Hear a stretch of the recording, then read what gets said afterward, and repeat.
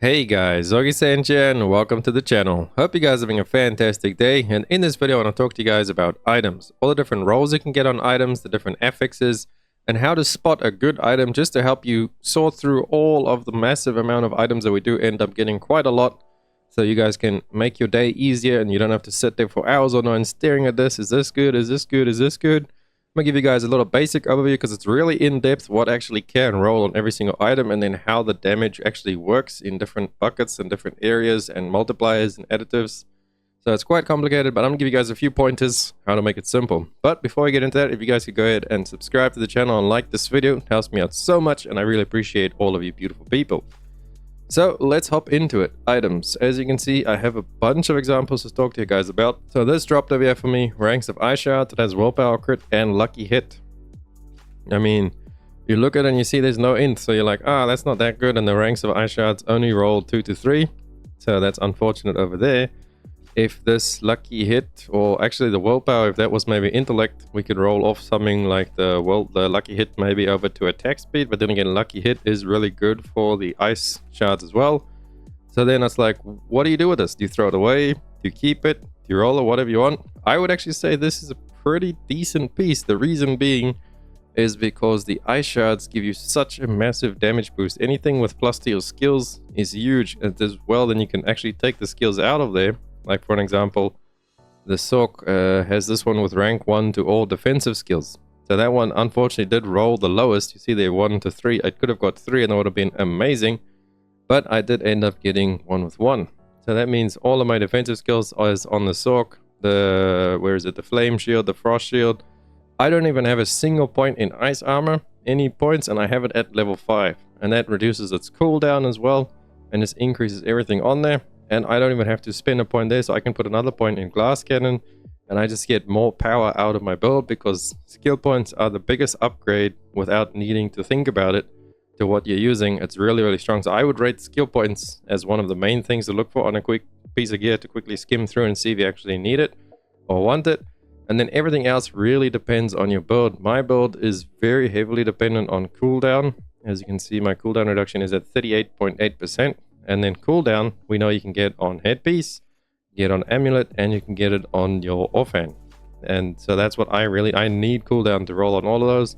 My rolls are pretty average. I'm trying to aim for about 40% cooldown reduction, as I'm pretty close right now at 38.8. But yeah, that is where I would then. So I would go for all the skills that I want to use, if I can get them first, and then really aim for that cooldown. And then as well, intellect, or your main stat, is also very important for your build. It does give you flat damage increase to all your skills and everything. And they also do have little other side effects as well, like willpower gives you regeneration, resource, dexterity I believe gives you crit, and strength gives you armor, the same as it's always done in every other Diablo type game. But what you need in your build is really to focus on that. As an example, with skills, I have any other ones, ranks of incinerate. This one has ranks of eye shards. Let me just show you guys the difference with the eye shards. So we'll put this one on. Now we should have 2 points in eye shards. We actually bring this up. We have a look at ice shards damage. That is doing 2341 to 2861. Then we put this one on with +1 extra, and that has gone up to, was it 23? That's gone up to 25. So like 200 damage more, and then the 300, you can actually see the percent. It's at 32%. And we put the one with rank 2 on it, this one. And now it is at, where's ice shards? 30%. So it gained 2% damage, and I believe with your skills it works where it works out your damage before, and then it multiplies and adds with all your bonuses afterwards.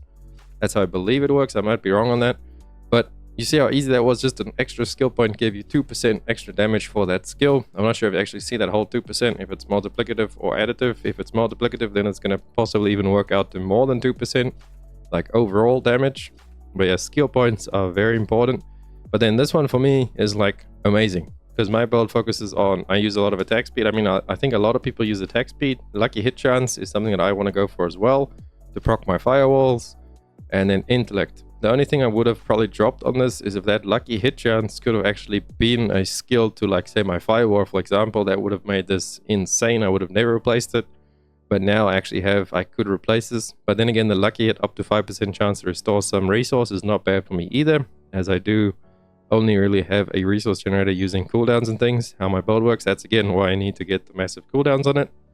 But you can see like that. So you just identify things really fast. So these I'm probably going to end up throwing them away. Maybe this one I'll keep. It's really strong there for ice shards, as there's a full crit speed ice shards with full attack speed, and no one has actually rolled max on the ice shards at +3. And before I actually got this glove, this is the one I was using for the longest time. It has 10 crit and 10 attack speed with willpower and int on it. I did actually have to reroll to get the crit on there.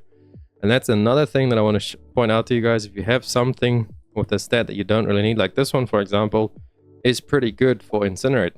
So you take it, you bring it over to the cultist. It has one bad stat on it, and then let's say the dex, because int you want, crit you want, and then incinerate. If you're trying to make an incinerate build, then you just you roll off the dex, and within a few rolls, hopefully, if you haven't got something you want and it's not like a really good piece, you don't plan on holding it forever or just, you know, keeping it for a while, then I would suggest to not spend too much on it. But if you have the resources and you like the piece and you think you can get what you want out of it, then go for it. But this one, I would not invest too much into it.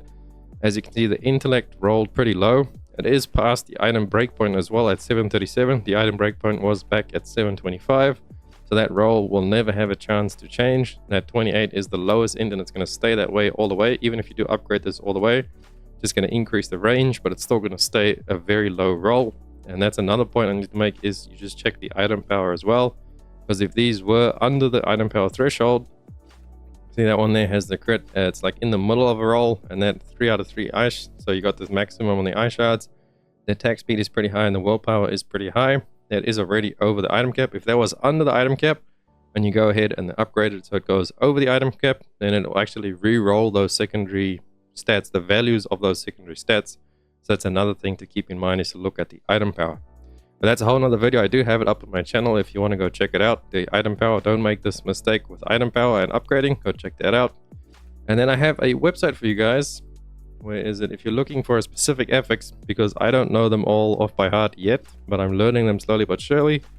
This website, I will link it in the description for you guys. Diablo4.cc has all the affixes that you can get from anywhere. So vulnerable damage is a really big one for pretty much every class, and it seems you can get it on pretty much all the weapons and the rings. So it's very important to try and get this when you can on all your weapons and your rings. I believe one of my rings is actually missing vulnerable damage. That one has vulnerable, and that one does not. I'm going to try and roll off the burning damage there to vulnerable, because I believe it is stronger than actual elemental damage vulnerable. I think that's the strongest damage multiplier would be vulnerable, and then I would say the crit chance, crit damage, and then the elemental damages. So that's how you want to prioritize it. But yeah, going back to this website, it is a lot to look at, but once you find what you really want, you can just leave it open like this. So you just leave it open, there's flat damage, and then you can just scroll through it, like when you get a new item, or when you're looking for something specific, come back to this and then see it. I will actually work on making a full easy to use document later down the line. It's going to take me a little bit of work, so it might take a while to get to it, but I'll make a Google document with just like the best stats you want per item for most classes, and then I'll put a list like that, and I'll compile all of this into a much easier to read system for you guys to see. This is pretty much just all the raw information. As you can see, it has everything, so whatever you're looking for, you'll find in there. Damage, dual wielding weapons, just everything. And then it shows you as well the breakpoints. These are the 2 breakpoints. As you can see, it increases there in rolls. Instead of upgrading 0.1, it goes to 0.14, so it's a little bit more, and from 0.5 to 0.07. So that is really it for this video. Hopefully it was informative and helpful. It wasn't too much to absorb all at once, and actually made your disenchant or selling time a lot faster. That was the point of this video. If it did, please drop a like and a sub to the channel, as well as join the Discord channel. I'm trying to build it up for you guys. We can talk there about anything about Diablo. We can try and make some groups and stuff for group play. It'll be really nice trying to get you guys all there, get the community growing. But thank you guys so much for watching, and I'll catch you all in the next one. Augiesaint out. Run free and dive into the sky. Hear the